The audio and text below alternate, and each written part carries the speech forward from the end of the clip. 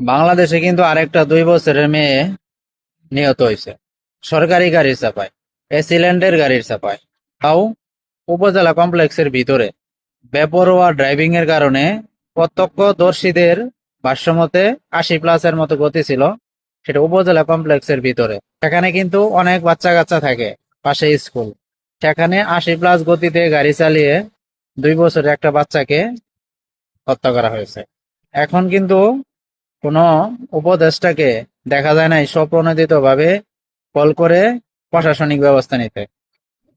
একটা উপজেলা কমপ্লেক্সের ভিতরে এত দ্রুত গতিতে কিভাবে গাড়ি চালায়, এখানে কেন কোনো স্পিড লিমিট নাই, এবং প্রশাসনও নিজ উদ্যোগে কোনো ব্যবস্থা নিচ্ছে না। অথচ কয়েকদিন আগে যখন কুকুরের ছানাকে হত্যা করা হলো, তখন কিন্তু উপদেষ্টা নিজে কল করছেন, প্রশাসনিক নিজ উদ্যোগে ব্যবস্থা নিছেন।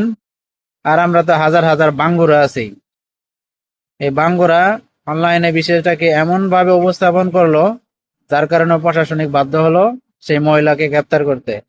শুধু মহিলাকে না, মহিলার একটা বাচ্চা আছে, 2 বছরের বাচ্চা, সেই বাচ্চাও অবশেষে মায়ের সাথে জেলে আছে। আর এখন ফাইজা, 2 বছরের বাচ্চা যে সরকারি গাড়ির নিচে পড়ে নিহত হলো, এখন সেই বাঙ্গুর সুশীলদের, এই বাংলাদেশে বন্ডদের নীরবতা দেখা যাচ্ছে, পিনপতন নীরবতা। এখন উপদেষ্টাদের কোনো উদ্যোগ নাই, স্বপ্রণোদিত হয়ে কোনো কল নাই, প্রশাসনিক কোনো ব্যবস্থা নাই।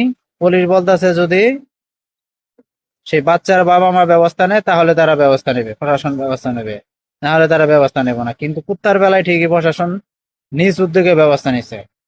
এটাই হচ্ছে আমাদের বাংলাদেশ।